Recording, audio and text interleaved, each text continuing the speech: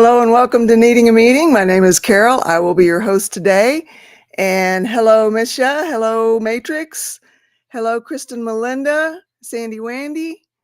I know I'm missing some folks, but I'm having to kind of go toggle back and forth because I'm not seeing the lifeboat feeding in. Let's see if I can get that just yet. Maybe it will. Hi, over here on Needing a Meeting. Hello, Kristen. Hey, it paired. So Sandy Wandy, you're commenting on the lifeboat. I see you. Yay. Yay. And I have Tara here with me. Hiya. Hey, How are you, Tara? I'm okay, thank you. How are you? Doing okay. Good. Nice to see you. You too. Thanks. So what's new? Gosh, I feel like so much has happened since we talked last, but it's only been the weekend. Wow. Well, good. I can't wait to hear. Yeah, I had a rocky ketamine session. The session went good, but this weekend, recovery time for the session was a little bit intense, I guess, for lack of a better term. It took me way longer to recover than usual. So I didn't live stream last night. I have been kind of out of it. I feel better today. Like I feel like a human being, a little more like myself today. And last night was better. But man, it took a good 12 hours longer to recover than usual. I wonder if that's a sign that maybe the treatments have kind of run their course or something. I was wondering the same thing. So it's something that I need to talk with my nurse practitioner about, just feeling like, or maybe lowering my dose, slowly tapering off, perhaps. Hello. Hey, how are you guys? Good. How are you? I'm good. Yeah. Tara, yeah, I seen your message that that you had put on your thing about your treatment. So I didn't want to interrupt. I know you were talking about that. No, that's okay. Interrupt me anytime. Hey, Well, Shannon, Ben. Hey, Shannon, Ben, and Tommy Bird. Good to see you guys. Go ahead. I was going to say, how have you guys been? It's been a while since I've been on. I've been trying. Gosh, life just, it does its things, is that my camera doesn't always work and my Wi-Fi cuts out. Can you guys hear me? I'm having some issues. Yeah, I'm having some issues with my Wi-Fi, it looks like today too. So yeah, hopefully the meeting won't get interrupted by technical glitches. Yeah, I felt that. I did like a really great live the other day and I was like fuzzy through the whole thing. I was like, oh. What do you do? I don't think it really matters. I think people appreciate the imperfection. Right? Well, see, and this is where like my little perfectionism, I'm like, ooh. So I kind of have to like rein that in. But that's a good point. I didn't think of it that way. Yeah, people I mean, like, hey.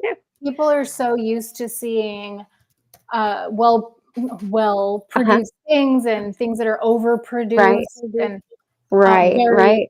Very professional looking, which is not a bad thing. I'm not dogging on that. Right. Yeah.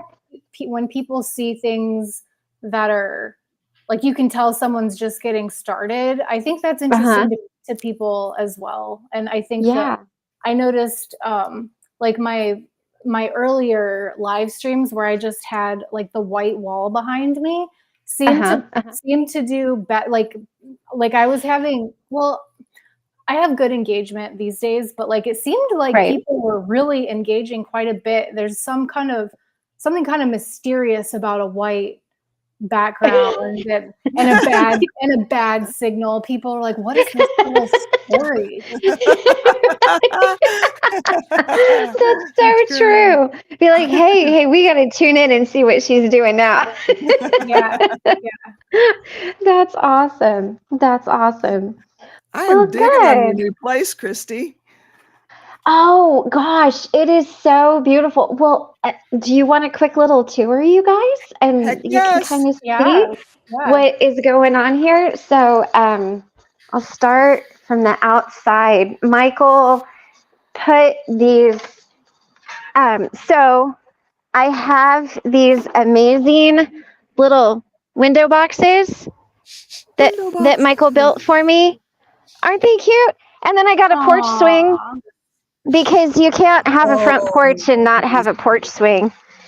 that's And right. yes, and then as you come in, I'll walk backwards. So this is the entryway. So there's Mikey and Miss McPiglet. And then here's Aw. this really cool, like vintage, see if I can, like desk thing. And then, you know, I got that. It's all very open and really pretty. So, It and then is neat. this is going to be my studio. Whenever I get it, I'll sort it out. But it's got a wood accent wall. And then I'm going to do some built-in bookshelves and stuff. But the way that the sun comes through that window, I've got to get a curtain, like some kind of curtain to kind of filter it through a little bit, because otherwise I look a little too angelic, and you know, we can't have that kind of reputation going on. Can't have people thinking there's too much. But yeah, so it's fun. And then this is the kitchen, and then out the window it's just prairie, and there's a little Shetland pony that runs around and kicks up his heels, and all kinds Oh, of little Frenchie cute. puppies. God, they're so adorable. Yeah, so it's fun. I think not this weekend, but next weekend Michael's headed to El Paso. So that'll be good, and then he'll be gone for about 3 months. So most Oh. of the summer he'll be How far gone. Yeah. is El Paso from where you are right now? It's 800 miles. Oh. So, yeah. So, but I mean, there's an airport in Wichita and there's an airport in El Paso. And so, if I did want to fly out, the dogs, like, they've got a doggy door and they just run in and out of it. They think that, like, life is amazing because of that doggy door. They never had one before. So, they just let themselves in and out, and they, you know, whatever. And so it would actually be pretty easy for me to hop a plane and fly out to see him, easier than it would have been in Kentucky. So I'm really thankful for that. But yeah, so this is my place. I like Working it. on, thank you. Yeah, working on getting it all situated and finally put all of the makeup up, and, you know, good gosh.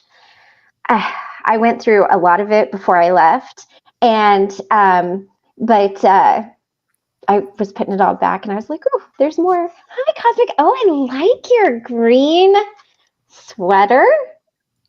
I like your interesting background. Is that the same one that Yeah. are you in was it Queensland? Yeah, I'm in Queensland. I'm at my mate's house, Mel's house. Oh, that's so pretty. Wow. Yeah, it's raining at the moment, so Wow. yeah, that's the Ooh, I like Oh, that's it. gorgeous. That yeah. is. Yeah, that's so pretty. Mel's So got a green pretty. finger, a green thumb, or whatever you call it. So I do not. I just buy plants and I give them to Mel when they're about to die at my house. So there's a few of mine here somewhere. But yeah, Oh, awesome. Awesome. I had to Very escape my cool. house. I couldn't even talk Okay. yesterday. My flatmates, housemates, there, and yeah, we had a bit of a thing where I told him to leave me alone because Mother's Day wasn't going to be good, and I've learned that I've learned recently that when I'm feeling upset about something, I'll start fights. I won't. I'll actually go around looking for fights. So yeah, like just like, why can't you pick up your stuff, or just stuff I'm generally annoyed about anyway, but I'll use it as an excuse just to get out what I'm actually upset about. And I'm actually upset that I didn't get to hear from my daughter for Mother's Day. Oh. And my whole life is about to change now my son's about to leave. And I was trying to let him know that just stay away from me, and or if I bite at you at something, just don't bite back. I was pre-warning him, trying to do, the right thing, and then he starts a fight about me not wanting to actually start a fight. I'm just there going, that makes sense. And anyway, he left for the night, and that was all good. And I spent 2 days in bed because it was Mother's Day and the day after. And then he comes back all apologetic, and I think he wants to move in now, like on a permanent basis when my son leaves. And I'm just like, I'm doing everything I can to make sure that conversation doesn't happen, as in letting him know that I'm moving as soon as I can, and I don't know what's happening, and it's going to be far away, and he can't move far away because he's got his daughter to think about. Because I can't deal with it. I know that I'll say yes, and I can't say yes because it's not doing me any good. So I just need to get away from the situation, because I know that it's just, I'm drowning in the inability to say no because I didn't put that boundary up in the first place. And I guess it just shows that it's really important when you first meet someone, it's to know your own boundaries and to define them so that you're both sure of what's happening. And that's true of anything, any sort of friendship or relationship or work type thing, just so that everyone knows what's expected. Yeah. So because I'm finding it's really difficult when expectations don't match. Yeah. So yeah, that's just it. And I'm basically just really upset that my son's leaving, and but I can't really show it to him because I don't want him to feel upset. Other than than to say that I'm going to be sad that he's leaving, but I don't want him to see how devastated I am, because my kids are my life. Yeah. So once they're gone, there's an empty nest thing, but mine, like, they were my nest. Yeah. So no, I'm the one that now no longer has a nest. I'm the one that's had to fly away, sort of thing, because they've found their little niches and their little homes, and now I'm the one who's lost without my little bird group. So talking of birds. But and it's just a struggle, because now I'm free to do whatever it is I want, and I don't even know what it is I want.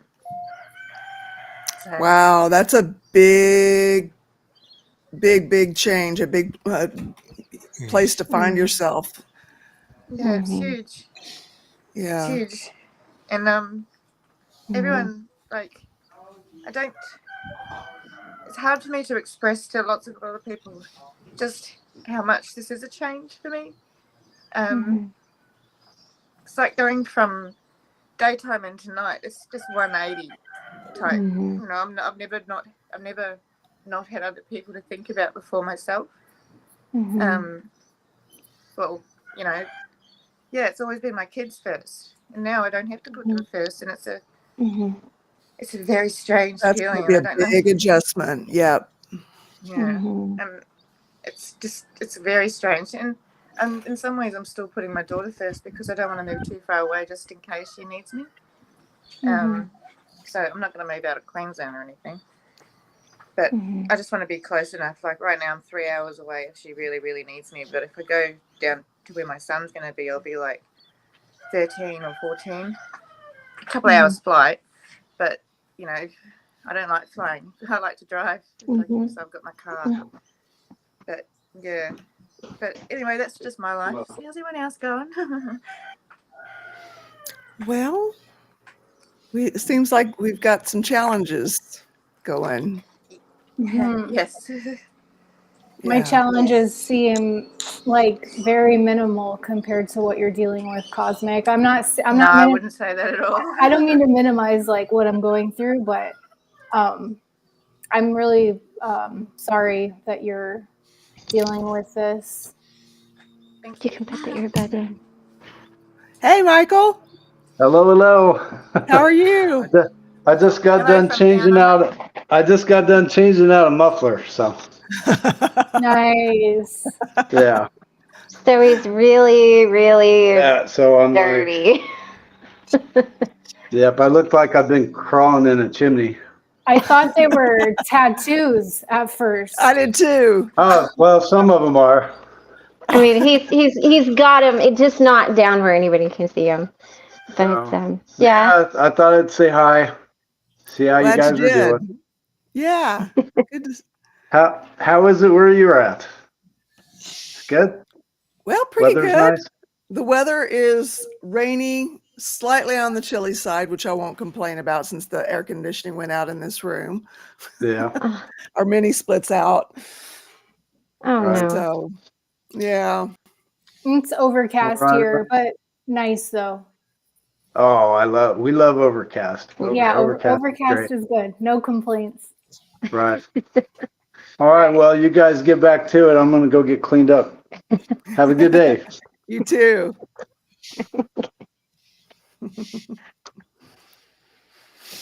He just popped in. I wanted to say, Cosmic, I wanted to share with you, you know, it was really hard for me when my kids left, or, you know, and when I went on the road, and it's hard to be away from them, and it's hard to not have, like you said, somebody to look after all of the time. And it's really difficult as they grow and they develop their own lives or their own families to really, like, you know, understand and step back and give them space and understand. But it does break your heart because, you know, they don't need you the way that they did when they were little, you know, and it's not the same. It doesn't look the same. And it is a big adjustment to get used to, you know. So I don't know if she's able to hear or not. I can empathize. Thank you. Thank Okay. you. Yeah, Yeah. she can. Yeah. Okay. Yeah. Good. Yeah, I've got the camera off just in case. I'm not on my home computer, so I thought this might save it from cutting out so much. Yeah, But no, yeah, but it is a change. It's a hard change, and it can make things difficult, you know. And I just want you to know that I love you, and I'll be sending out good thoughts and vibes to you, because it, just like having kids is a huge adjustment, letting them go off is a whole different adjustment, you know. yeah. And you triggered something in me, because that's something that's been at the forefront of my mind that I haven't gone public with. But I don't have children, and I think that I want them with the right person. I don't know that that's in the cards for me, so to speak. You know, like I don't know if that's something, like I don't know if I'll shack up or meet, like, you know, I don't know. I don't know. And so kind of accepting that my life might be without that experience that you're experiencing. It's like, I do empathize with having to let go of people that you love and that you have built a connection with. I don't get to see my family often at all. We're not in the same place. What you're talking about, though, really brings something up. It's like, man, will I ever experience what it's like to take care of a human? I take care of my sourdough starter, but that's not the same. And I just, you know, when I got pregnant with Dally, I was 19 and I wasn't married, and I was terrified. I didn't know what my family was going to do. I didn't know what was going to happen. And it was one of the scariest moments in my life. And a story that I don't think I've ever shared was, so I had been babysitting for some friends, because I had kind of a difficult pregnancy, and all of my kids were difficult pregnancies. And so I didn't have like a regular 9-to-5 job. So I was babysitting for some friends of mine. And my oldest had been born, and she was home. And God, you guys, this is so bad. And she was just screaming, like I couldn't get her to quit crying. And I had put her in, at the time they had like a swinging bassinet. So it was a bassinet it looked like a swing set. You wound it up. I mean, this is back in the late 90s. And it just swung, and it was supposed to rock him to sleep. And she would not quit screaming. She would not quit crying. And I remember looking at her going, when is this child's mother going to come and get her? I need a nap. I need to go lay down. And then I looked at her and I'm like, oh my God, I'm the mother and no one's coming to get this child. Like I have to fix this. And so she was crying and I was crying because she wouldn't quit crying. And so the more I cried, the more she cried. And then my dad showed up and he just walks over, picks her up, puts her on his shoulder, and she just stops. And I'm like, my baby hates me. He's like, go to bed. He's like, just go to bed. But it is one of those moments that are, that sums it up in a nutshell. It's like, it's just what do you do, you know? And it's amazing and beautiful and the most heartbreaking thing you'll ever do all at the same time. Like it is so hard to explain, you know.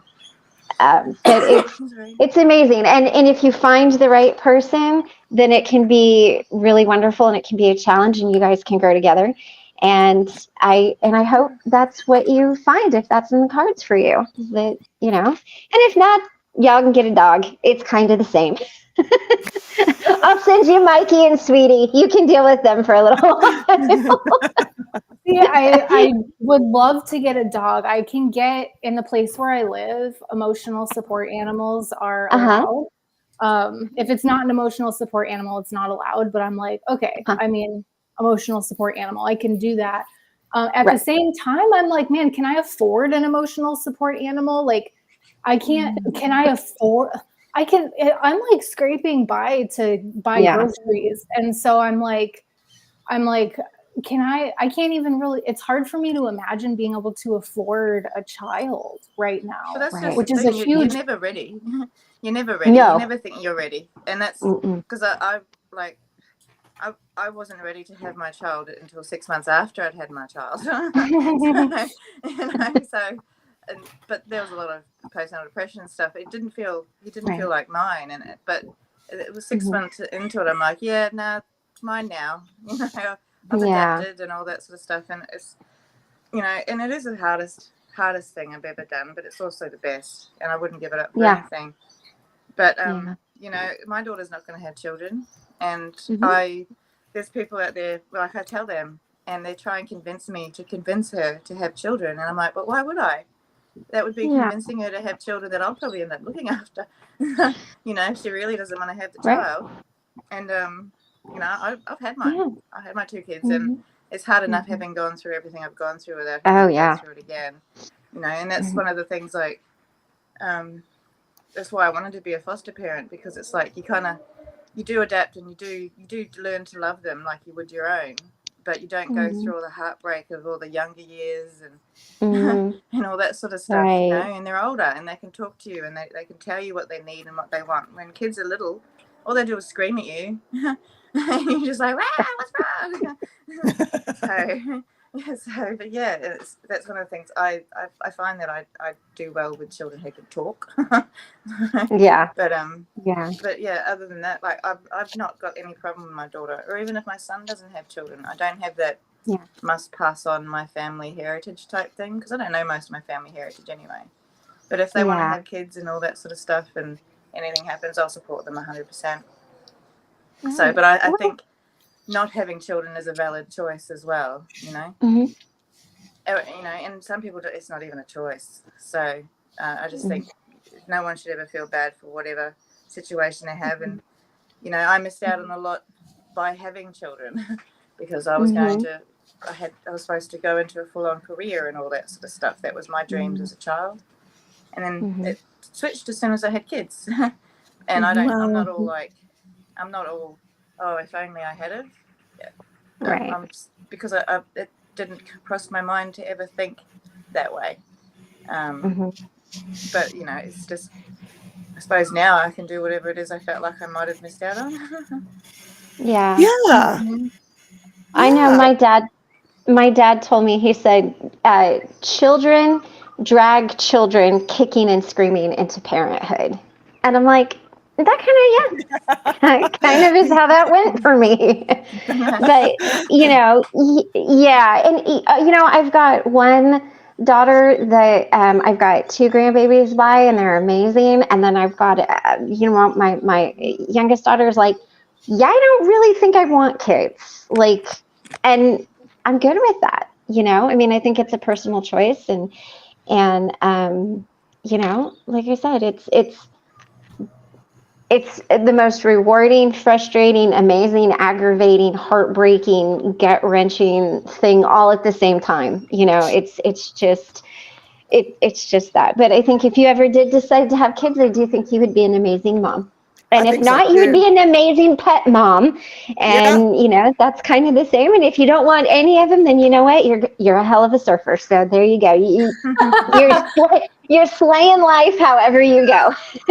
I need to get back in the water. That's the thing. And I think, Cosmic, on the heels of what you were saying, I think we're sort of like on opposite ends of the spectrum, where like I chose to not have children. I chose to not marry a man that I was dating who has a child. And it was because I wanted my independence. I wanted to be able to find myself and know who I was before starting a family. And now here I am. I'm like, all right, here I am alone. Right. Which is not. It's not. I'm not complaining at all. I have a very simple, very awesome life. Like, I'm not complaining at all. It's just thinking about the next steps. I don't want to do it alone. I have a friend who fosters solo, and she absolutely loves it. That's not something I want to do personally, though. So I'm just like, all right, kind of like Hail Mary. Is it gonna happen or is it not? And I think I just have to. It's like the acceptance piece that, like, if it's meant to be, then hopefully it will be, and with an amazing person. Yes, and that's the important part. I've been a married mom. I've been a single mom. I've been a divorced mom. I was married to the kids' dad. I was married to someone who, Michael's not any of my children's dads. So I've kind of had all of those, experiences. And if you find someone that you really love and you have a connection with, then, having children can be a very, very beautiful thing.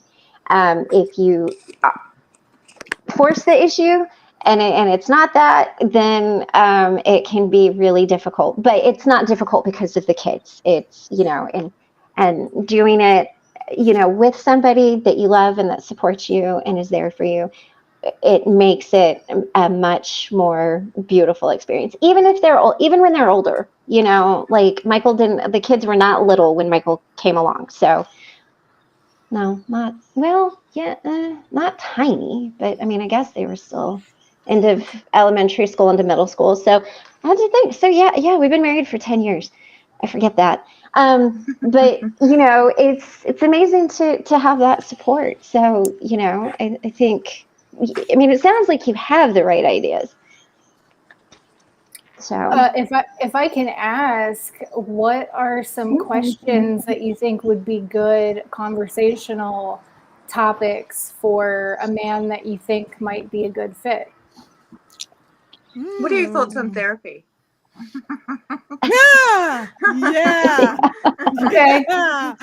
Well, anyone who's willing to go to therapy, and I'm not talking like therapy. I'm talking about for themselves as someone who's showing that they're willing to grow and learn about themselves and possibly fix whatever it is that's causing them issues, because that's something that I've found over the years.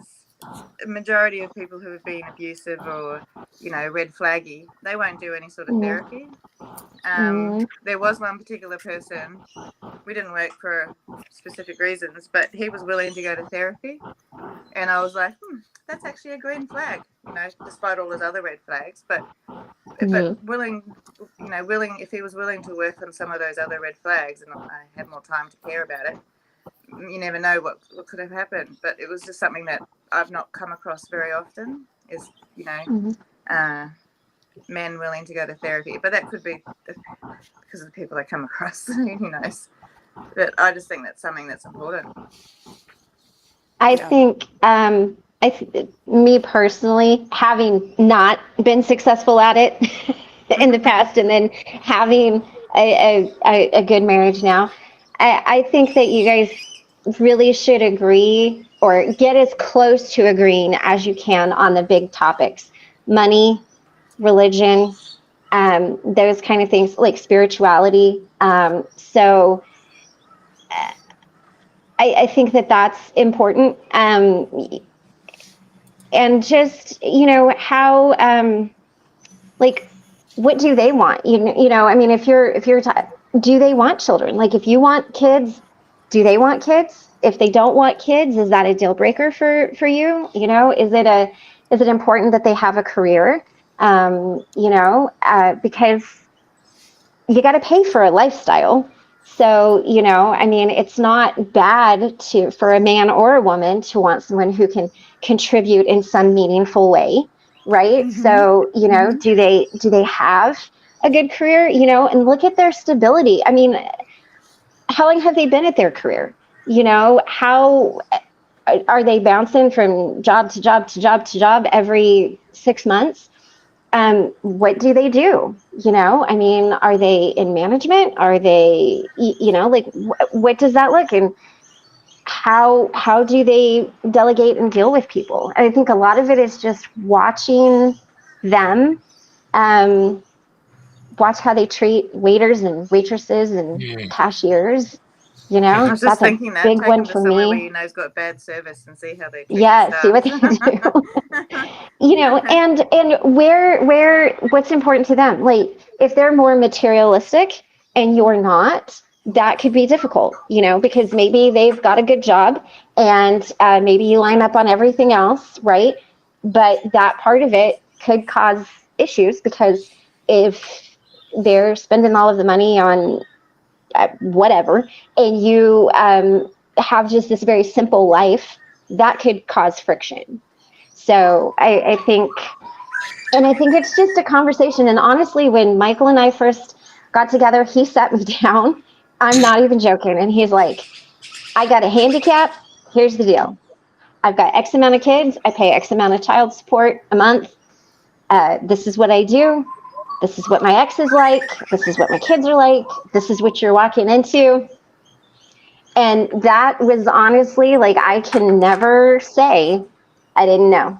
So somebody who just is honest with you, who just sits down and is like, here's the deal.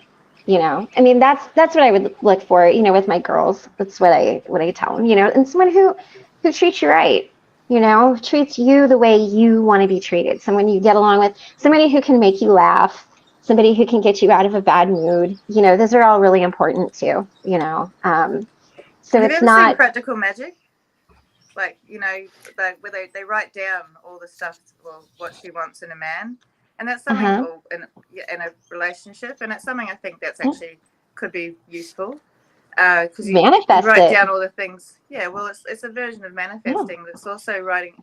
It's also putting it, defining it in your own mind. Because I don't know what I want in dinner half the time. So, but if I write down a list, I might know a little bit more of what I might want to eat. If I know what's available out there, or what my options are, and what I actually enjoy. And I think that's something that could work in that as well. Like, you just write down, I don't know, I don't think you have to be terribly specific, like certain height, or one blue eye, one green eye, which I think was in Practical Magic. That was in the movie. But so I just think that you just write down this general stuff, and I think if you sort of, and you can kind of tell in a lot of ways if people match up. I think if you sort of trusting your gut to what it is on your list, and whoever can get closest to your list, because I don't think anyone's ever going to be perfect. No. So, and it's also what you might want to provide in a relationship to the other person, so you know what your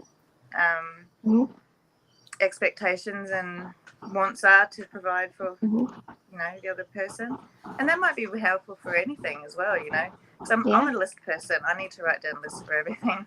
So I might start writing down a list of what I might want in my future now. So, you know, There that's you a go. handy thing that might relate to me as well. So I was actually listening to you earlier about your ketamine treatment, Tara, and I was thinking maybe it's because it's actually working, you know, like, so you need, as things start becoming more effective, like pain relief and all that stuff, like you start losing the pain, you need less and less of whatever it is that you're actually required, what you're taking. So it might be that your treatment's really, really working. So that could be a positive.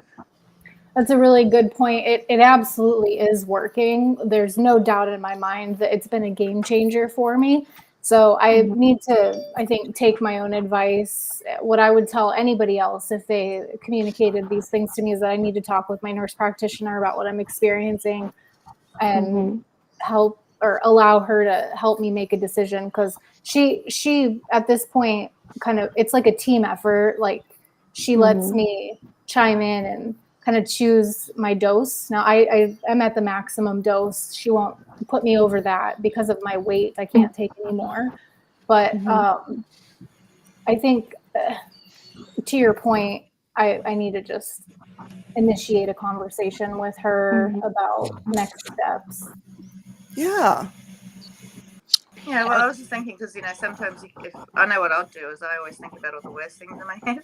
So I try and reframe it into the most positive way first. So at least I've got that in the back of my head, even as all the bad things are going through. Because it's probably more likely to be the positive one than the negative one, just going by the thing of statistics. So, yeah, but I hope it works, because it's something that I was actually going to talk to my psychologist about. Some sort of treatment for something, because whatever's happening right now isn't working. So, which is nothing. I'm not taking any medication. So it's not working. But yeah. I would say, good question would be, how is our relationship different than the relationship between your parents? And of course, then there'd be the obligatory thing after. You're being chased down the hall by a sourdough starter. What do you do? I was going to say, Tara, one thing that I think would be really important to me is, are they willing to learn? You know, if they're willing to learn, then they're willing to grow, they're willing to adapt, they're willing to change. And I can tell you that the person that I was when I married Michael is not who I am today, and the same. And it's because we've been willing to grow and change and adapt. And I think that's important. You know, just, are they willing to learn? You know? Yeah. And how do they treat you when you have messed something up? Yeah. Like, because the narcissist is going to come at you and be like, oh, I mean, not off the bat, but, you know, they're going to have some underpinnings of things that's going to kind of make you, you know, or are they like, hey, it's okay, you know? And I mean, everybody's going to have, like, let's say that you, I don't know, break the most prized thing that they have. Are they going to be upset? Well, yes, of course, anyone would be. But how do they manage that? You know, watch them when they're angry. You know, watch them when they're upset. Watch them when they're happy, around kids, around animals. You know, I think a lot of it is more just observing, truthfully, because people can tell you whatever they think you want to hear. And if you're hung in with a narcissist, they're going to tell you exactly what you want to hear. Watching. And people that are close to you, that love you, if they see you interact, like, what are they saying about him? You know, that's another thing too. That's a question that came up earlier this morning. Somebody was asking, how are narcissists attracted to empaths? And the answer is yes. And it actually falls down to something. I mean, the simple explanation is simply, of course, opposites attract. But oftentimes it's because the narcissist has had, he or she requires emotional input. We all do. Yeah. But they're seeking it, and empaths like to fix people. You know, they like to give people emotional. And emotional support and things like that. We're just naturally drawn to doing that.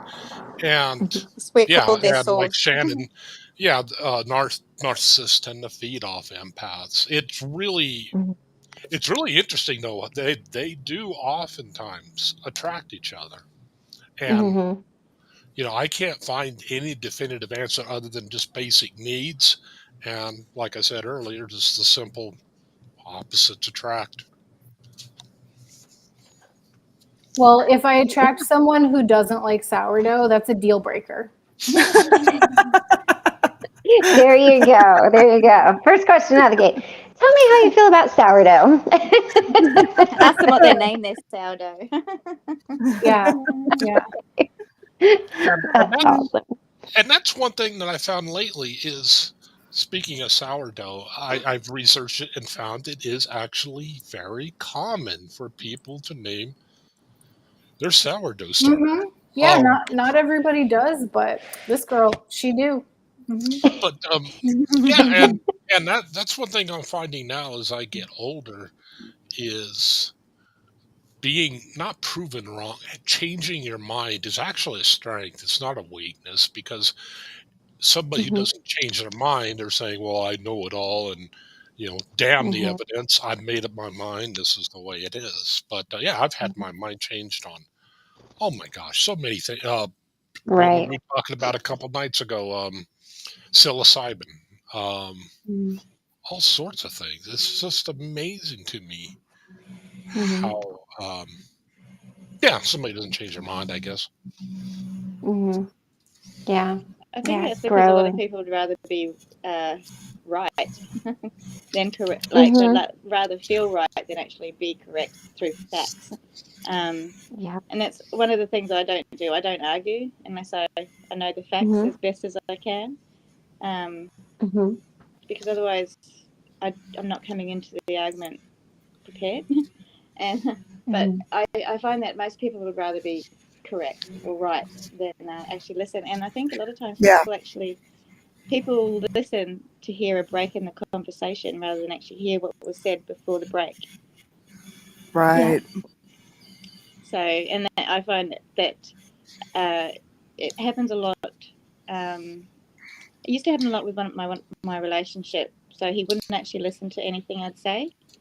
So he would.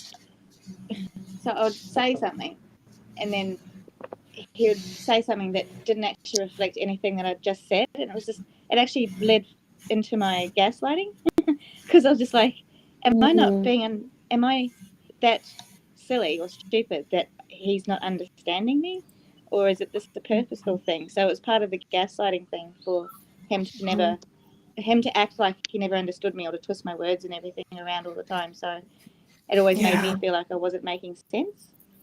So I actually, I don't even know where I was going with that. But yeah, I just find that some. Go ahead. Sorry. I know. Sorry. Can I chime in on Seventh Son's comment about the sourdough starter? Sure.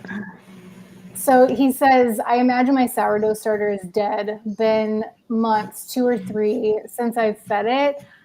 It might not be dead. It might not be dead. But if there's black mold on the top of it, then toss it for sure. But if there's just a gray layer, or if there's like a layer of liquid on top of it, or a hard layer without mold on it, or if the mold is like... Do you name the mold? Well, I mean, I toss it if there's mold on it. They say there's certain colors where you can salvage the starter if you just take it out. Like if it's just on the top. I can't remember what colors those are, but if it's like pink or if it's black, I know that that's history. You got to just toss the whole thing out. But I think if it's just a little bit of like green mold, or if it's blue, and double check me on this, but you can like scrape it off. If it's in the refrigerator, I think he said it's in the refrigerator. If it's in the refrigerator, it might be fine, and all you need to do is feed it. It's really hard to kill a sourdough starter, but mold some types of mold, it's a done deal. But if it doesn't have that, then you can feed it a few times and bring it back. Good to know. I'm sorry. I still think of that stupid plant on Feed Me, Seymour. Rocky Horror. Yeah. Little Shop of Horrors. Oh, Little Shop of Horrors. Yeah, the other one's got the sweet transvestite in it. Yeah. I love Horror. it. I do too, so much. Yeah, love I was in Tim musicals Curry. of them at high school. I couldn't believe it. Like, I grew up and then I watched the movies as an adult. I was like, why were they letting us do this as children? But yeah, I guess I had to keep the adult teachers entertained because, it'd be a bit boring doing Mary Had a Little Lamb every year. Right. We were talking about, KTS worker, what can we help you with? I can't see the chat. I can't either. He's over in the lifeboat. He or she is over in the lifeboat. So if I try to type it in, chances are it won't be seen. I came for help and the topic is mold. Well, we'll help you any way we can. Just let us know how we can help you. Yeah, we're real good at changing topics. Yeah. We're good at that.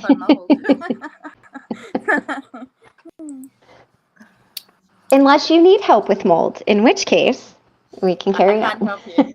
I need to throw out my bathroom apparently. It is a little bit confusing, Misha. Yeah. Yes. Quitting alcohol. Okay. Maybe we can bring it back to the topic to help KTS out. What is the topic? Well, let's make it quitting alcohol. Okay. Let's make it that. Okay. Okay. I quit because somebody made me. In order to keep a roof over my head, but it stuck because I realized that I was drinking myself to death, and I realized also that I didn't want to die. So that kind of spurred me on and made me get serious about, at that time, working a 12-step program in Alcoholics Anonymous. I would not have gotten sober without Alcoholics Anonymous. I know that. But for long term, I kind of went a different direction. And it worked for me, but it's not something I would recommend. And for me, I got to the point where I had a friend call me out. I was drinking so much and it was such a normal thing for me. He called me out one day because I had a friend we were hanging out in an RV in Mexico. My other friend came by, knocked on the door. He's like, Smiles. He used to call me Smiles. He's like, Smiles, you want a shot? And I go, sure. And I took it back. And my other friend who doesn't drink was like, have you ever said no to a shot or a drink in your life? And I was like, why would I do that? It just didn't even occur to me that it was a possibility that I could live without alcohol. Yeah. And so from that day forward, I started to observe myself. And very shortly after, I decided that I was going to try to live without it. And I was not successful. At that moment, I caved a few times. But then after caving a few times, I realized that that's not something that I wanted to live with, and found myself being brought to my first meeting. I mean, I'm making a long story very short, but someone had the insight to bring me to my first meeting, similar to what Carol was saying. I got clean and sober in Alcoholics Anonymous for the first 18 months of my recovery. And then I kind of outgrew it, if you will. I started taking mental health medication, and I felt like I couldn't be authentic in the fellowship anymore, taking mental health medication. So I sought out this online community, and it took me a little while to find this community in particular, but support, in my experience, whether it be 12-step, or whether it be communities like this and like the Lifeboat, they have really made a difference in me being able to stay clean and sober. Support. I'll tell you what I did practically is I went to the doctor first and said that I needed help because I had friends that told me that I needed help. So I went to the doctor, had a blood test, saw that my like levels of whatever it is that shows that your liver isn't working properly. And but I just kept having checkups on that, and I went to detox twice. Like the actual hospital detox, which is hospital and alcohol drug service, or here in Australia. It was difficult, hard and fast detox. They put you on. I wouldn't recommend doing any sort of, depending on your level of drinking. Regardless, I would always go to your doctor because giving up alcohol in particular is quite dangerous, especially if you can't go cold turkey straight up because you can have seizures or a whole range of other health implications that would be better if you were under a doctor's care. Just if you know. For me personally, I sort of cut myself down before I went to detox, so that detox was easier. I didn't have as many withdrawals and all that sort of stuff, and I'm only like 130 some days into it, so it's not. I'm still pretty new. And in the end, it was my friends and being at my friend's house and doing a detox through there that really, really helped because I didn't feel trapped like I was in the detox thing, but do whatever it takes for you to do it safely.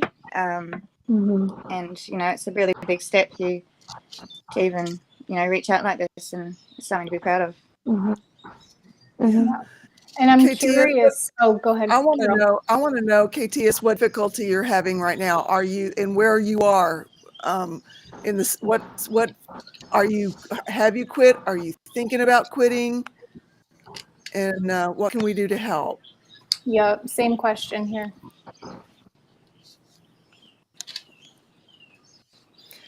It's also important anytime someone's ready to quit, please speak to a medical professional.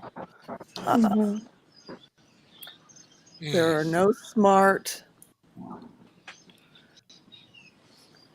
There's smart or effective way to practice not being drunk while drinking. It took me a long time to understand the concept of disrupting my blood and internal systems. I was not fine ever. Yeah, Blake. Yeah, you know what? I feel you on that. I was only able to do AA for about 7 months. I work in health. AA does not resonate with me at all. I work in healthcare, and I don't trust trauma from working healthcare. Do not trust USA healthcare. Yeah, I didn't well, it's not that I didn't like AA, but I tried Smart Recovery, and it's a different sort of process. Yeah, and there's Smart lots of Recovery different groups out there, but I feel personally that peer support is one of the best types, because there are people in these groups who understand what you're going through to an extent, and they've been through it, or they're going through it themselves at the same time, and that's a lot of things that you don't get from healthcare workers. Or even like my therapist. Pretty sure my therapist has had a perfectly stable life from the way he comes across. But yeah, I find that talking to people who've been through similar is something that's really helpful, as well as it needs to be a holistic approach. You need doctors and therapists and peer support and actual family support and friend support if you've got that around you. Yeah. And Kate, go ahead. I was going to say, KTS worker, if you're able to and willing, a good therapist will help you a lot too, because a lot of, now I didn't struggle with drinking too much, but I did struggle with compulsive behaviors. And there's a lot of core beliefs about yourself and things like that to start working on as well, to kind of help you to and not necessarily at the beginning, but to help you to understand some of those behaviors and thought processes, so you can work on that as well. And even in the beginning stages, just having someone to talk to, peer support, therapist, who can be there for you and help you. We're all peer support. We're not therapists, but therapists can offer you a lot of information and really be a help to you if that's something that you're willing to do and is available to you. I would recommend looking into that as well. If AA doesn't resonate, like Carol said, smart recovery, you know, or the therapist might have something to, or both of those in conjunction. KTS, are you able to quit, to not drink without having any symptoms of, you know, withdrawal? Oh, yes, KTS. This is the workbook from Smart Recovery, what we were just talking about. I have the website in my community part of my channel. You can go to meetings online. Most places offer local meetings where you can go in person. It's more of an approach of not, you know, making you be stuck to being an alcoholic so much as, you know, okay, this is who I was then, but who am I now, and where am I? What am I? What are my goals? You know? Yeah, they focus on the last 7 days and the next. They focus on the last 7 days and the next 7 days, not the past or too far in the future, so it feels doable. And you can go to meetings throughout the day. So, you know, if you're having, you know, it depends on your work schedule and all that sort of stuff. But whenever you need a meeting, you can always go to a meeting. And that's around the world. And it's more about learning about urges and controlling, being able to learn how to control those, and harm minimization, which is a really important thing to, you know, harm minimization is not about just giving up straight away. It's about reducing harm so that it makes it easier and healthier for you to give up eventually if that's what you want. I wonder, is there a, if there's not, there needs to be a recovery for healthcare professionals.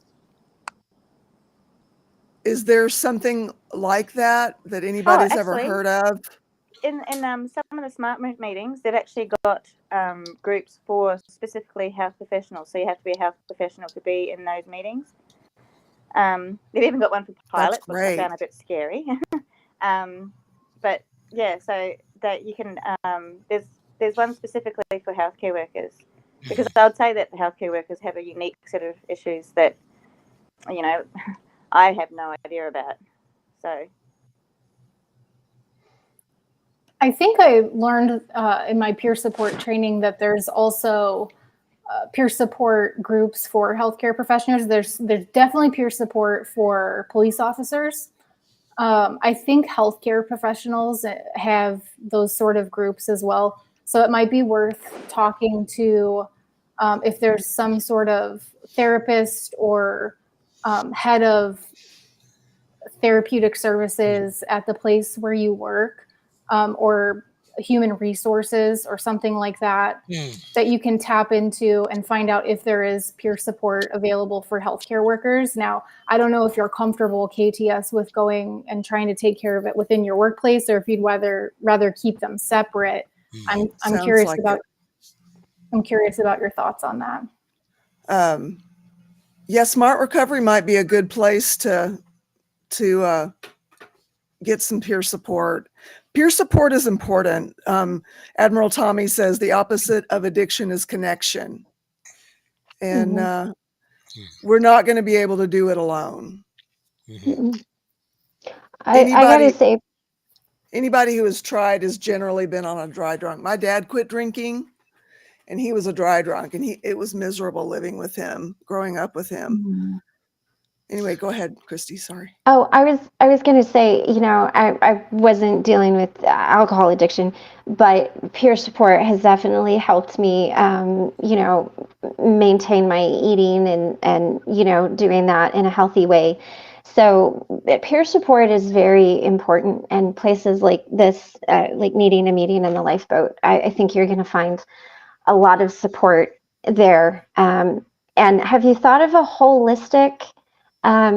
They have those, like where I live, they're like Amish doctors, but they're holistic doctors. So they're not in the medical, they're not like Not how do I explain it?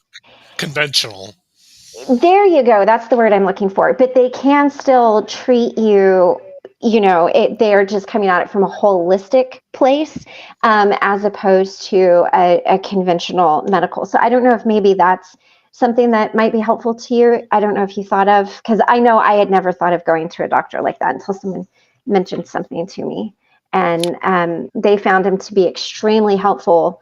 And KTS, I'm not sure if you're open to working with a peer support specialist one-on-one. I do offer one-on-one sessions with people. You can email me if it's something that you're interested in. I'd be happy to work with you. But I know, so not everybody resonates with everybody, but Right. I'm happy to support you in any way I can. My email is, it's tarasmiling@yahoo.com. And I personally go and I see a naturopath.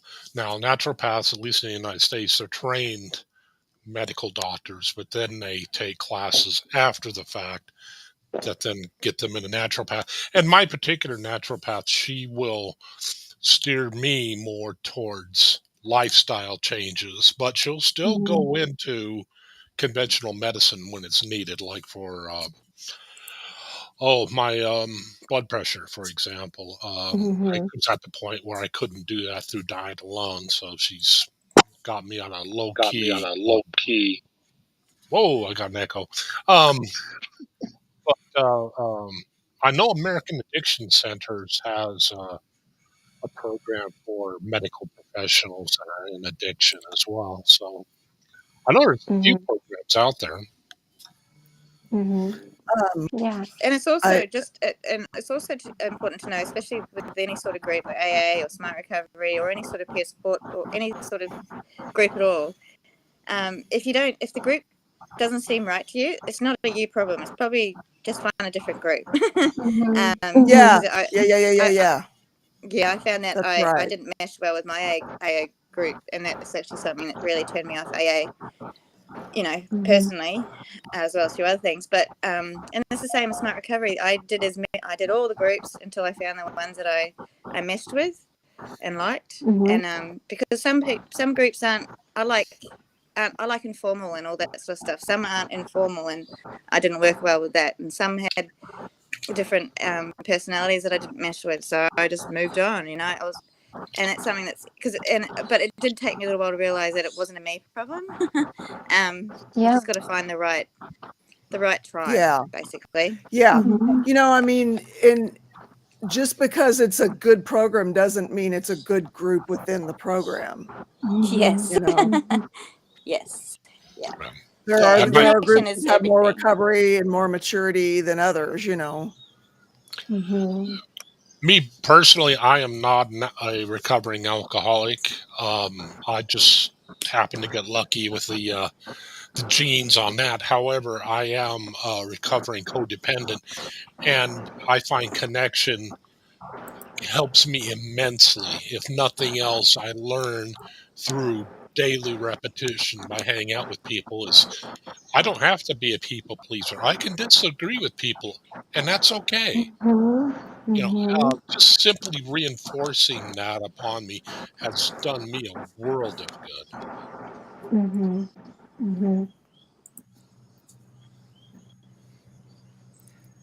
The lifeboat says, "Glad you're here, KTS. You are not alone in this struggle. Not at all."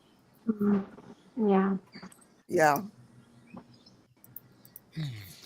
And I think that's an important thing, is just understanding and knowing that you're not alone.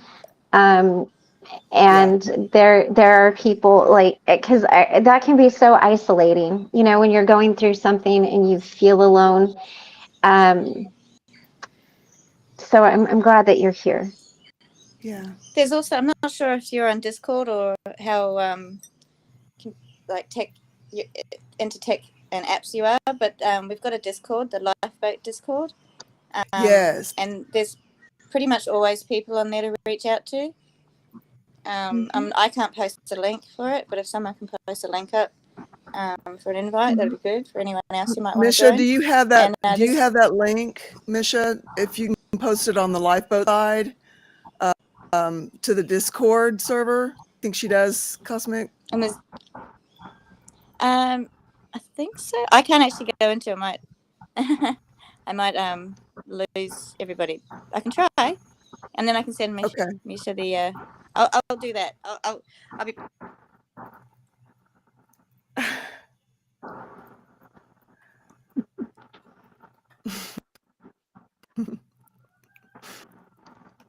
A lot of help. I bet some social interaction would benefit largely.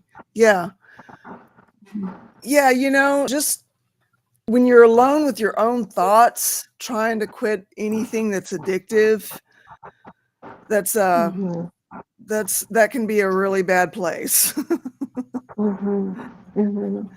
Just don't be alone with your thoughts. There's what we're trying to do on the Lifeboat and this channel. We're trying to create something where there's something that somebody can come to anytime.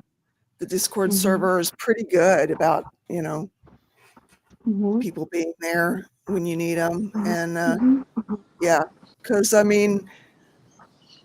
first quitting drinking is just like surviving from crisis to crisis. It is, and you need to. You're not alone, and know who your tribe is, and that you got it. You've got your peeps. And we're willing to be your peeps if that helps. I put the link in our Facebook group, meeting Facebook group. Misha? Okay. Or you, Carol, whoever can. But yeah, I can do. I think, and also there's lots of different ways you can connect, and it doesn't always have to be about recovery. Like for me, I made recovery my job. It was 100. That's all I could think about, and I needed to do that because one, I had the luxury because I can. I don't have to worry about work or anything like that. And two, if I didn't, I wouldn't have got to this point. So, but now I realize that I can't focus on that all the time. So I need other things. So now I'm starting crochet and joining crochet groups and, learning, reaching outside the recovery space for other things that I'm like my interest groups as well. Just because, you got to have some fun. Life can't all be about seriousness and, it can't always be a struggle, so find something that you really enjoy and, maybe reach out and find connection through that as well, if you can. Yeah. And I've been hosting. I'm going to be go ahead. Sorry. Go ahead. Sorry. I've been hosting a Discord meeting. Can you hear me? Yes. You can hear me? Okay. I've been hosting a Discord meeting for free on Thursday nights at 6:00 Pacific time. We've been having great turnouts lately. It's a 90-minute meeting starting at 6 Pacific. So the more the merrier. If you want to come and join us and connect, it's a great group of people. Yeah, I've got generalized anxiety disorder. So I know what the anxiety thing is as well. So that's why I find the online groups a lot easier than I don't think I could go to an actual crochet group at this point. So it's more so online at the moment because that's how I find connection and help get past that anxiety thing because I don't have to interact straight up. I can pick when I want to. So, yeah. Blake Reed says, I have a family member who's seriously struggling with alcoholism from long-term trauma and depression. And the hardest thing about it is they think we don't get it. Yeah. Yeah. I think that's also a dangerous place to be is to think that you're unique. that nobody can understand, your addiction and, your unique set of circumstances within your addiction. It may not look exactly the same, but kind of all, isn't really a whole lot unique. It's about alcoholism in that way. Am I making sense? Yeah, because I actually had that sort of problem myself because, I went, without going into details, I was walking around going, oh, nobody's been through exactly this, so you can't know exactly how I feel, so, oh, woe is me, blah, blah, blah. And I was being really dramatic about it. And it's true, no one had been through exactly that, but that's not to say that they didn't understand through their own circumstances. I was just so lost in my own trauma and my own sadness that I couldn't see out of Yeah. it.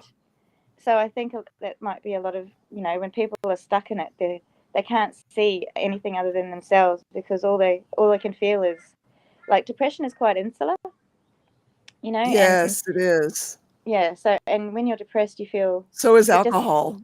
yeah, that's Addiction true. is. It is, Mm-hmm. yeah. It is insular, and Mm-hmm. depending on, your circumstances of what you got. I drank alone. I was always drinking. I my my issues were when I was drinking alone because I could drink more. No one had to see me get messy. No one had to comment on how much I was drinking and all that sort of stuff. And, that's not our culture over here in Australia, drinking alone. It's good to go out and be social. And when you're not a social person, it's the only way in some cases that I could be social was because I was drinking to go out, But Right. and so it seemed like that was okay at the time because I was like, oh, I'm only drinking to be social. But when I was drinking Mm-hmm. so I could get through the day, and I didn't see Yeah. that's what I was doing, that's when it becomes a problem. And yeah. Yeah. So, and I wasn't being social at all about it. So I wanted to answer Rip Curl Readiness's question. A dry drunk is somebody who stops drinking, but they don't stop the behaviors that went along with their drinking or their thought processes. You have to change your behavior. You do have to change your thought processes to live a fulfilled life. Otherwise, you're just not drinking and pissed off. That's what my dad was. As I grew up with my my older brother, got to know him as the fun drinking person my mom used to talk about, and I never got to see that person. I just saw somebody who was mean and mad and not happy, and judgy and all of that stuff. that's where I was going. Yeah. If I hadn't stopped, because I was so mad all the time, and Yeah. I was known to be that people used to invite me to parties because I was, fun, I guess you could say, because for some reason I can do that. I don't know where it comes from, but when I stopped being fun was when everybody else noticed that there was something going on, sort of thing. And I wasn't fun at all. I was really mean, and I use the excuse of being blunt. I'm just being honest. But there's a difference between being honest and just being downright cruel and malicious, and I was starting to get to that point. And that's when I knew that I had to sort of really do something about it because I didn't want to be like that.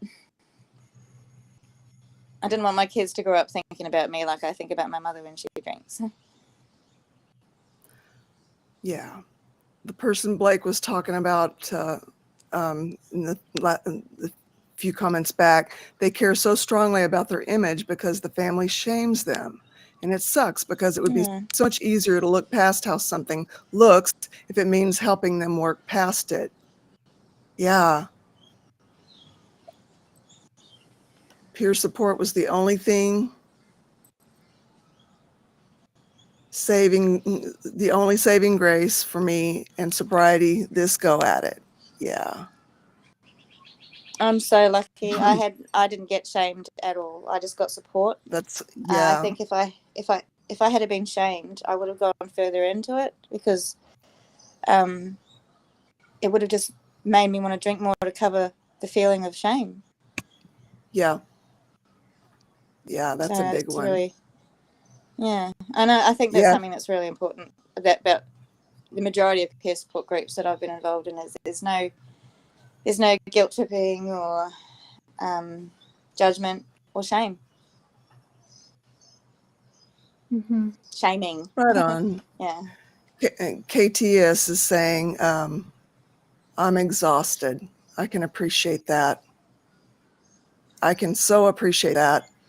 I remember that feeling like it was yesterday, and I've been clean over 30 years now, but I still remember that. It's still just as fresh and raw when I think about it as it was back then. You know, obviously not exactly the same amount of acuteness, but I never forget that feeling, ever, ever. I think the issue is not connecting. Yeah. Yeah. And it's so, oh, go ahead, Ben. I was just going to say that is so interesting about that feeling exhausted, because that was the thing I noticed.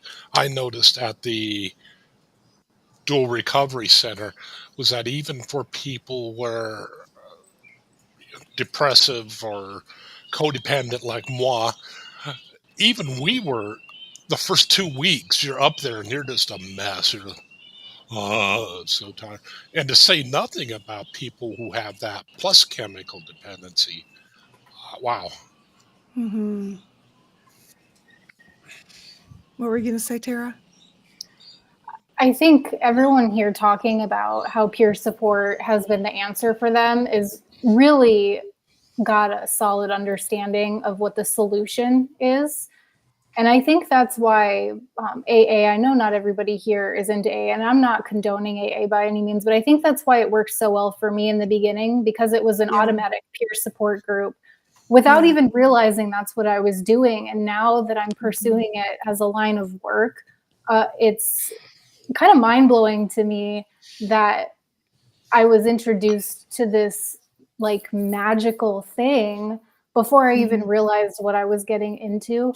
I think whatever peer support group one ends up engaging with, whatever resonates, it's helpful. It's helpful. Whether it's Smart Recovery or AA or needing a meeting or the lifeboat, you know, it's or all Tara smiling. Thank you. I appreciate that. And you do have the ability to come on here and connect and talk without, like me, using the camera if you don't want to use the camera. Yeah. And that way it's a lot quicker. Yep. Yeah. So and there's also in Discord there's live like voice chat as well. If there's not always someone on, but you can generally ask and someone will jump on if they can. So there's lots of ways related to here, like these two groups that you can connect if throughout, even without them being the live meetings. And there are lifeboat meetings throughout the day as well, and other related ripple type group meetings. And I find that really helps because, especially because I see so many names and so many faces, that's a form of connection with me, even if I'm not talking or in the chat, because these are people I know and know something about, at least through the lifeboat generally. So it's like that's a form of connection, because even if I'm not talking, I feel connected because I can hear their voice. It's familiar. They're talking about interesting subjects generally, or even just it's just sometimes just background noise, but it's familiarity and it's comfort. And I find that's really helpful for me personally. I'm not sure if it's helpful for anybody else. It's just throwing out there because I feel whatever works. And I tried a lot of things, and I can't define one in particular that worked the best. But I do think peer support is right up there. Yeah, I can. I feel you, ATS. I feel you. I do.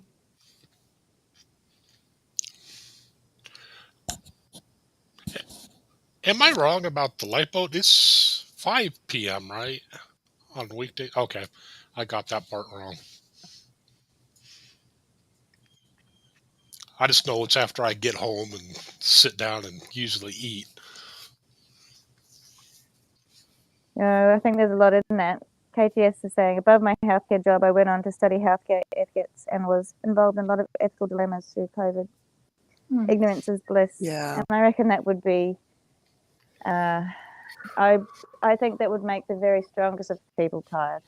I know a lot of healthcare Yeah. workers over here in Australia who are no longer in the healthcare industry because one, they weren't appreciated, and two, they're burnt out. You know, you get burnout when you're constantly caring after other people. You burn out, and you're fighting against the system. On top of it, what she's talking about here, or here, no one is supposed to talk about it in healthcare. We're supposed to put up and shut up. Yes. That is so isolating, and isolation is never a good place for addiction. No. I have a girlfriend, Katie. Oh, sorry. No. Go ahead, I Tim. have a girlfriend who, through she was on the front lines. She's in healthcare also. She's a nurse. And she was diagnosed with PTSD after the pandemic or during the pandemic and took a leave of absence. I'm wondering if she might be someone that you could connect with. If that's something you're interested in, I'd be happy to connect the two of you. And Allison, I wanted to say I'm so sorry about your family member. I'm very sorry to hear that, and I'm so sorry for your loss.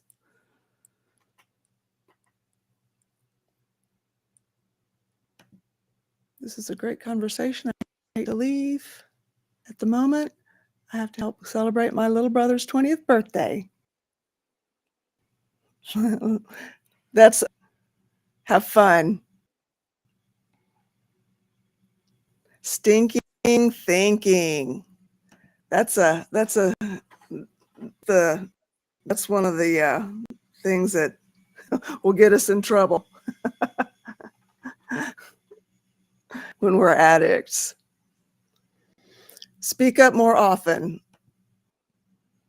The lifeboat says, yes, I want to get to know you more. Yes, and I do too, KTS. Me too. And Kristen Melinda says, KTS worker, I'm so sorry. I have felt that way too. Different thing. But I was a case manager in community mental health care for 4 years, and I burned out pretty hard for a bit. Yeah. She said, Kristen Melinda also says, the connection and people you can talk to really is the secret sauce. At least it has been for me. The whole reason I got stuck into this was for anxiety. Yeah. Yeah, it's, and the ironic thing is the substances, when you're not under the influence of them, make the anxiety worse. I was trying to self-medicate for depression, anxiety, manic behaviors, I had all kinds of mental maladies going on, and I was trying to manage them with drugs and alcohol. And it darn near destroyed me. I just wanted to say, see you until tomorrow. I've got to get going. It's cold outside and it's making me cough a lot. So I just wanted to say this was a really great conversation. And KTS work, I hope we see you about a lot more. And so I love you guys, and I'll see you. Love you too, Cosmic. Love you too. Good to see you.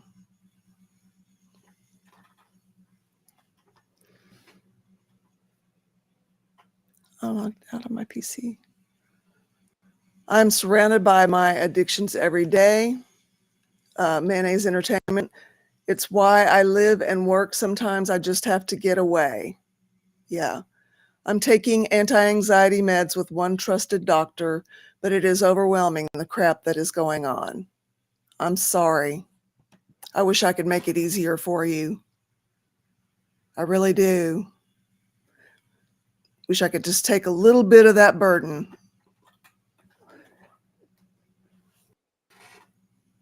I think you are, Carol. I think exactly like what you're doing now is a huge help to so many people. And we can't necessarily fix people's problems, but I think what you're doing is just invaluable. Thank you. I appreciate that. Mm-hmm. It circles back to connection. It does. It does. Our addiction can so isolate us, I got to the point that I was not able to be around polite company at all. I was just so far gone. And it was the most isolating thing besides a really bad marriage that I had come out of with a person who was isolating. But yeah, it does circle back to connection. You all, Awaken says, this place is so helpful on so many levels, so many people who struggle one way, another, together. We are on this boat together. Unfortunately, too much stigma for such a widespread issue. Yeah, the stigma's stupid. Yeah. The stigma's just Oh, yeah. stupid. Nobody sets out to become an addict to anything.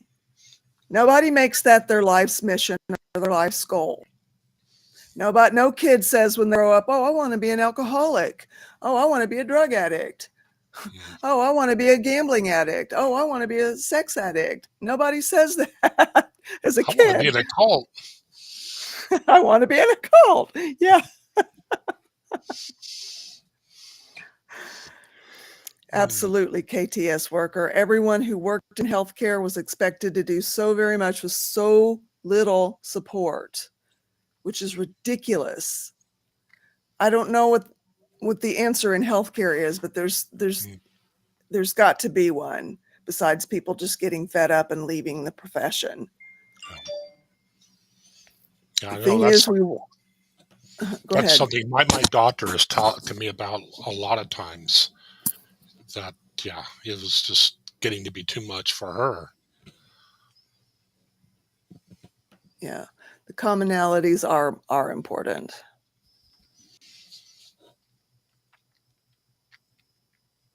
Good for you, Matrix. COVID got me too. It was hard to get back on the horse and go outside. Oh yeah. Yeah, it's still hard. I don't get out nearly like I did before. So the lifeboat wants to know, are you struggling to stop drinking, or have you stopped and just struggling with the day-to-day?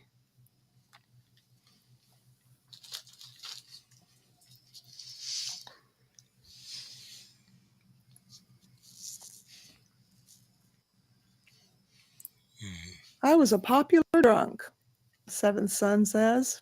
Yeah. Okay. I was till I wasn't. Right. Right.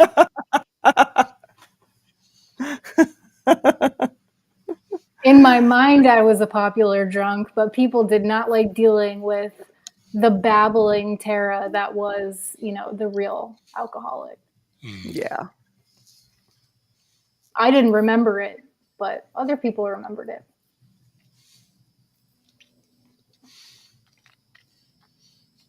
I'm going to, KTS, I feel like I'm ready for retirement at 50. I bet you do. I'm going to put my email address on here as well, KTS worker. If you would like to reach out to me for anything at all, I am happy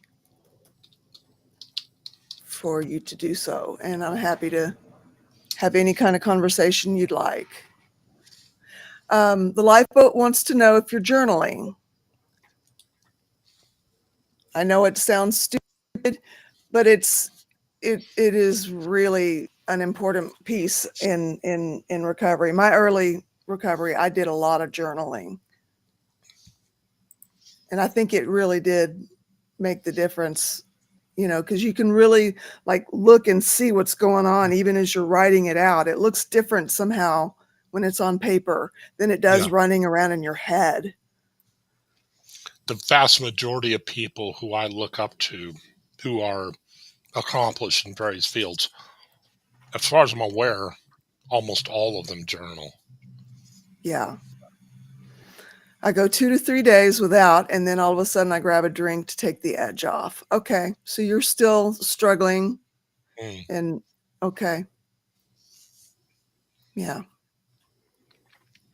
gratitude is an important piece. Hey, coming in late to jump in the middle of the conversation. Welcome, Nicola. I'm amazed at how helpful journaling is. On the subject of work and toxic relationships at work, there is a live show about that at 8. Okay.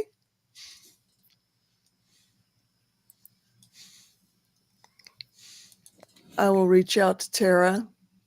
Plan to do so. Right on. Good deal. My brother's coming out of a bullying healthcare environment. And finally noticed the tension he dealt with too. He almost had a depressive episode he didn't want to see because he functioned. Oh, that's just, it is such a necessary thing for people to be in. And why does it have to be the hardest thing to be in? You know? And the most stressful.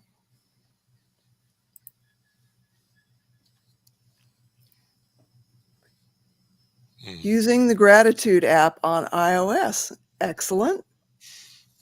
Gratitude never hurts. Sweet deal. Well, that's a good start. It is. It hurts when you fall off that pedestal.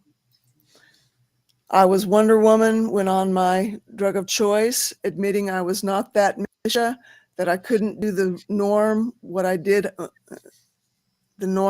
high. That was hard, especially self-admittal. Yeah. KTS worker, Tara Smiling says, recovery looks different for everyone. I struggled to stay clean for months before I was actually successful. Been clean and sober for over 3 years now. Yes.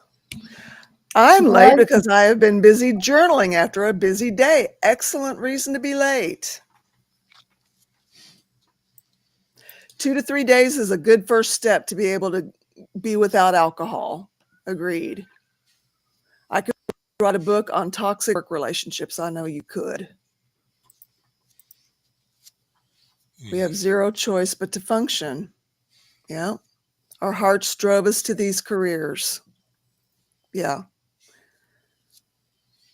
Because you're dealing with all kinds of people in pain. Mm-hmm. I think I'm caught up on all the chat.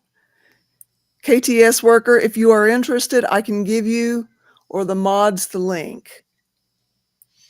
Okay. All righty.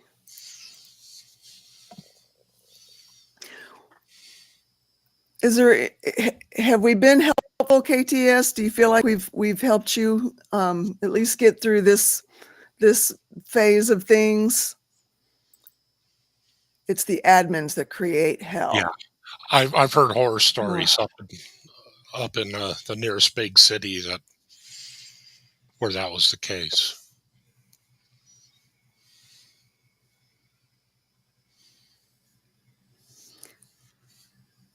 Okay, YouTube, steer us. Shared. Okay, so is the link able to be clicked? I guess Sandy Wendy a mod. Thank you all. Yes, immensely. I feel less alone. Good. Well, we're here. Oh, go ahead. We're here every day, Monday through Friday, from 3:40 onward. I try not to do like a total set time. You know, if I can keep it at an hour and a half, we do. But it's not unheard of, and we often do go over 2 hours. So, you know, I'm just here for whatever people need. And that's Monday through Friday, 3:40 Central Time. And on weekends, if somebody is actually in a crisis situation, I'll fire up a meeting on weekends. I have been known to do that as well. The lifeboat is 7 days a week. There's always somebody on the lifeboat Discord server. And Tara Smiling has, what are your times that you do your meetings?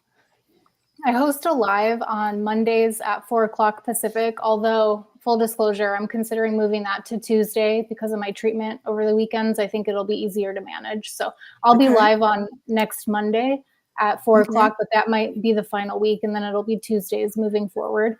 And then I host the Discord meeting, and all of this is for free, on Thursdays at 6:00 Pacific Standard Time. And then I am available for one-on-one sessions as well. You can email me to set up a time. I highly recommend her Discord and her YouTube sessions. Her Discord, though, I really do like all the Discord that you can experience on her server and the Lifeboat. You don't have to be on camera, but it's just much easier. If you don't want to be on camera, you just leave the camera off. It's just much easier to communicate with people, and you get much more connection, even just talking to other people who are talking to you. Yeah. I hope we see more of you KTS workers. I hope so too. Here and on the Lifeboat, there's usually something going on. We have on the Lifeboat, they mirror a lot of what they call ripples. Those are channels that are like-minded with the Lifeboat. So there's shows going on, at least a couple, seems like every day. So that just blesses my heart. Thank you, KTS worker. I appreciate you too. Thank you for speaking up. For real. Thank you. There's nobody that needs to suffer in silence. None of us needs to do that. There's no reason to, you know.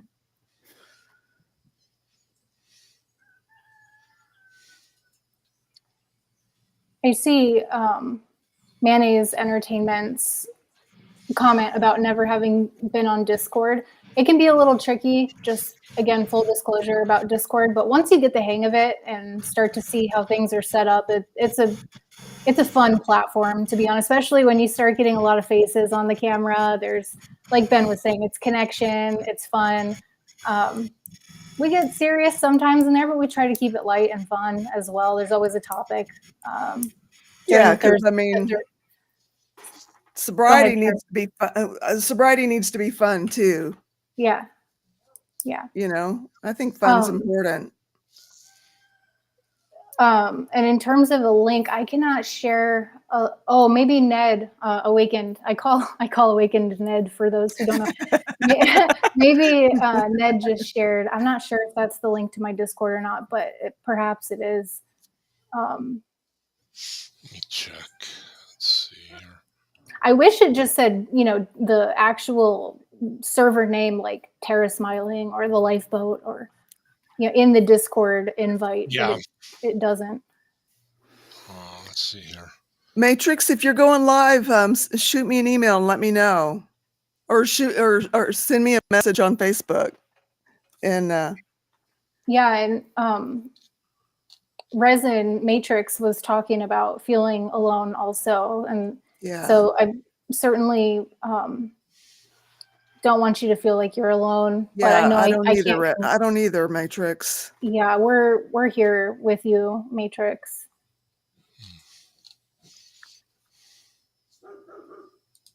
I know Discord. K-pop. Excellent. Awesome. Yeah, Discord's super fun. It took me a little while to figure it out, but I enjoy it. I enjoy it quite a bit. I enjoy it because when I'm live, I see the comments, but it's really unique and rich, I feel like, to connect face to face to people. And Ben touched on this topic as well. I think there's certainly deep connection here on YouTube. I think meeting people from YouTube over on Discord and seeing a face to go with the screen name is just so beautiful. Yeah, it is. If anybody's intimidated by Discord, I encourage you to you think the Lifeboat might be a little intimidating, try Terra server, because it's much more. There's only a few options off to the left. Kind of get your feet wet with it. You can see the live chat listed there. It's pretty simple. And then once you get used to that, it's easy enough to then switch over to the lifeboat. But yeah, it seems like nightly there's something going on the lifeboat Discord server for somebody being live. I just posted Tara's Discord link. Or is that needing a meeting link? That may be the the lifeboat link. Oh. Did you? Hmm. Yeah, I think it is the lifeboat link. I think Ned posted at like just a couple minutes ago. If you scroll, okay. Back in the comments, I think just scroll up and you should be able to find it. I get lost every time I try Discord. I shouldn't, but yeah. I still remember those days of calling her awake, Ned. That was so embarrassing, but it led to an endearing nickname. I will never forget I wish I could find the exact moment that it hit me that I was saying it wrong, because I'm sure I looked like a deer in headlights for a good 2 or 3 seconds before I was like, I'm so sorry.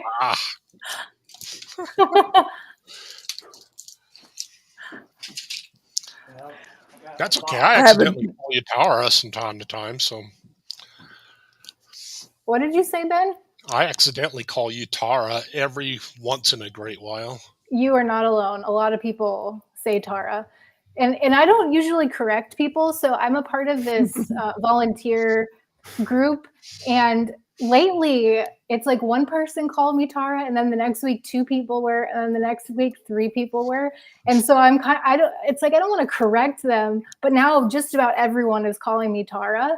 So I'm like trying to kind of navigate this. It's happened before, and it naturally worked itself out. And people were like, they eventually started calling me Tara. But I mean, tomato, tomato, it doesn't hurt my feelings when people call me Tara.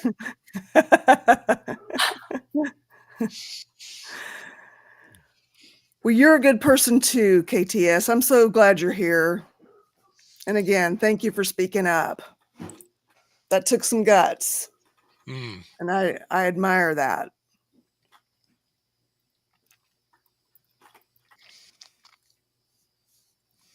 I get called Misha, Mitsha, Moesha. My kids hate it, but I just go with the flow. Clearly, because when I called her Ned, she said she liked it. So I like having a phonetic name. I feel lost in everything. Smart guy, dumb emotionally. Aw, Matrix. I wouldn't say you're dumb emotionally. I really wouldn't. Nah, not at all.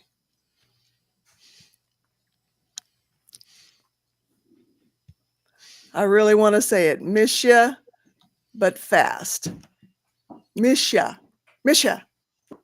Like that. That's good in the microwave. Yeah, I can't say it as fast as I want to. Misha. Yeah, it's kind of like Misha. Yallins. I can't limit it to one syllable though. I've been called most of my brother's names. I want to say to Resin Matrix, you're incredibly creative. And I think sometimes we forget what our strengths are when we start to get down on ourselves. And your creativity is a strength. I just want to remind you of that. Yeah. Matrix, be here and I will be here too, okay? Yeah. All the wisdom I have comes from pain. It's just really a down day. Yeah. Sometimes you're not, it's not an emotional handicap. It's just you're having a bad day. And I'm sorry you are, Matrix. I'm really sorry. Yeah. I think that's something we can all relate to, having bad days. Sunday was particularly hard for me. Just the recovery from my treatment was pretty brutal. I understand the disconnect. it has taken me many, many years to work through my disconnection feelings. And Misha is saying, this Misha, resonate with Matrix Rabbit. You are an incredible friend. You have been there for me when others failed. You are worthy. Yes, you are.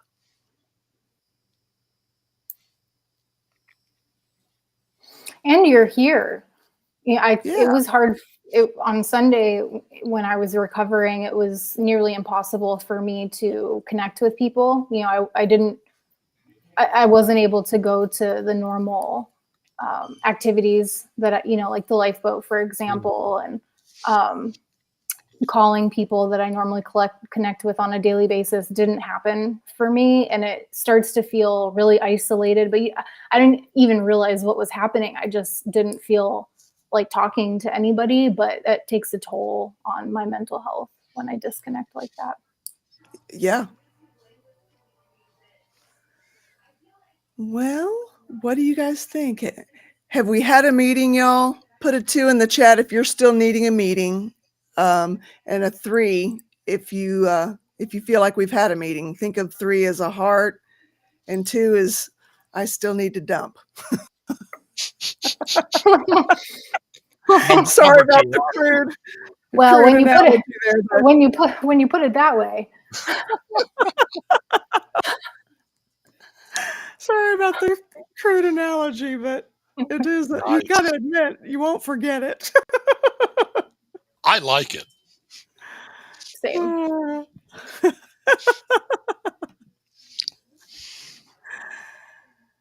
Hit me up. I will always talk to anyone who needs it, says Matrix Rabbit. Good deal. This is the cool people table. Granted, we kicked them out of it and made us weird, eclectic, amazing people. It's funny. That's funny, Ed. Now I'm calling her Ed. Contagious. All right, you guys. I'm so glad that everybody's feeling good. That's a good thing. Well, I will go ahead and mosey on out of here, but I just want to say thanks for inviting me to the Cool People Table. It is always a pleasure. I feel super special. Thanks for being here. Absolutely. I hope to see y'all soon.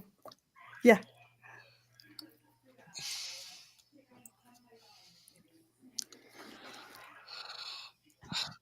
Really like that. Tara's a good kid. I shouldn't call her a kid. Good gal. Good gal. 100%. Yep. I'm a little concerned about her sourdough starter, but yeah. I do hope you have a great day. I hope you too, Ben. Jet T Donkey's doing good, and Jet's doing good. That's you have a great day. You too, Ben. Thanks. Thank you, Spanx. Thanks for posting this on the lifeboat. Thank you, everybody who's here. You guys make this an awesome community. I couldn't do any of this without all of you. And it's never a meeting without you. And I appreciate you being here. And I hope to see you again next meeting tomorrow at 3:40 Central Time. Had to think. I'm so used to saying 1:40 Pacific. And until then, peace, y'all.